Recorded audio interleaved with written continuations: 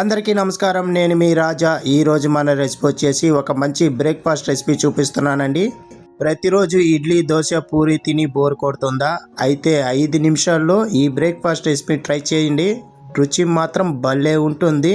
ఎప్పుడూ ఒకేలా కాకుండా కొంచెం డిఫరెంట్గా కొత్తగా చేసుకోవాలనుకుంటే ఈ రెసిపీని ట్రై చేయండి. చాలా అంటే చాలా త్వరగా అయిపోతుందండి. అన్ని ఇంట్లో ఉన్న వాటితోనే అయిపోతుంది. ఎలా చేయాలో పూర్తి వీడియో చూడండి. రండి వీడియోలోకి వెళ్దాం. ముందుగా ఈ రెసిపీ కోసం ఒక పెద్ద మిక్సీ జార్ తీసుకోండి. అందులోకి 1 కప్పు దాకా బొంబాయి రవ్వ వేసుకోండి. ఉప్మా రవ్వ అంటారు కదా, అది వేసుకోండి. అలాగే ఇందులోకి 1 అరకప్పు దాకా పెరుగు వేసుకోండి. ఏ పెరుగైనా వేసుకోవచ్చు, పులిసిన పెరుగైనా వేసుకోవచ్చు, ఫ్రెష్ పెరుగైనా వేసుకోవచ్చు. అలాగే ఇందులోకి ఒక 2 టేబుల్ స్పూన్ దాకా శనగపిండి వేసుకోండి. శనగపిండి వేయటం వల్ల టేస్ట్ అనేది ఇంకా బాగుంటుంది. అలాగే ఇందులోకి 1 అరకప్పు దాకా నీళ్లు పోసుకొని మెత్తని పేస్ట్ లాగా చేసుకోవాలండి. వీలైనంత వరకు మెత్తగా చేసుకోండి. గ్రైండ్ చేసి పెట్టుకున్న పిండిని ఒక మిక్సింగ్ బౌల్ తీసుకొని అందులోకి మార్చుకోవాలండి. మొత్తము ఇలా మార్చుకున్న తర్వాత ఇందులోకి రుచికి సరిపడా ఉప్పు వేసుకోండి. నేను ఇక్కడ 1/4 టీ స్పూన్ ఉప్పు వేసుకుంటున్నాను ముందుగా. తర్వాత చేసుకునే టయానికి అడ్జస్ట్ చేసుకొని రుచి చూసుకొని చేసుకోండి. ఇప్పుడు ఇదంతా బాగా కలపాలండి పిండిలో. ఇలా కలుపుకున్న తర్వాత మూత పెట్టుకొని ఒక 5 నిమిషాల పాటు పిండంతా బాగా నానబెట్టుకోవాలి.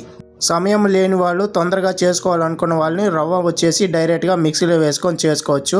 ఒకవేళ మీకు సమయం ఉన్నప్పుడు రవ్వని పెరుగులో నానబెట్టుకొని తర్వాత మీరు మిక్సీ గ్రైండర్లో వేసుకొని కూడా గ్రైండ్ చేసుకోవచ్చు. 5 నిమిషాల తర్వాత పిండి అనేది మనకు బాగా నానిపోయింది. ఇప్పుడు ఇందులోకి మనం వెజిటేబుల్స్ యాడ్ చేసుకుందాం. సన్నగా తరిగిన ఒక మీడియం సైజు ఉల్లిపాయ వేసుకోండి. సన్నగా తరిగిన ఒక మీడియం సైజు టమాటాను కూడా వేసుకోండి. అలాగే ఇందులోకి సన్నగా తరిగిన 2 టేబుల్ స్పూన్ క్యాప్సికమ్ కూడా వేసుకోండి. క్యాప్సికమ్ ఉన్నవాళ్ళు వేసుకోండి, లేదంటే స్కిప్ చేసుకోవచ్చు. క్యాప్సికమ్ వేయటం వల్ల టేస్ట్ అనేది ఇంకా బాగుంటుంది. సన్నగా తరిగిన 2 పచ్చిమిరపకాయలు వేసుకోండి. మీకు పచ్చిమిరపకాయలు ఇష్టం లేని వాళ్ళు 1 టీ స్పూన్ దాకా చిల్లీ ఫ్లేక్స్ కూడా వేసుకొని చేసుకోవచ్చు. ఇప్పుడు అన్నీ కలిసే విధంగా బాగా కలుపుకోవాలండి. పిండి లోపల అంతా కలిసే విధంగా కలుపుకోండి.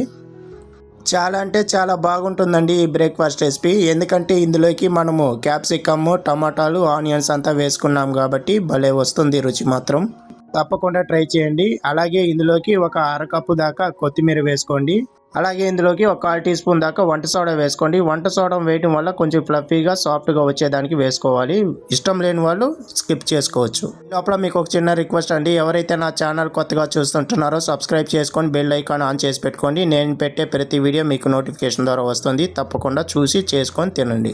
వీలైతే మీ ఫ్యామిలీ మెంబర్స్కి, ఫ్రెండ్స్కి షేర్ చేయండి. ఇలాగే సపోర్ట్ చేయండి. ఇప్పుడు మనకి బ్యాటర్ అనేది రెడీ అయిపోయిందండి. ఇప్పుడు స్టవ్ మీద ఒక ప్యాన్ పెట్టుకోండి. చిన్న ప్యాన్ పెట్టుకోండి. తాలింపు వేసుకునే ప్యాన్ అయినా పెట్టుకోండి, లేదంటే మీ దగ్గర ఉన్న ఏదైనా ప్యాన్ పెట్టుకొని చేసుకోవచ్చు.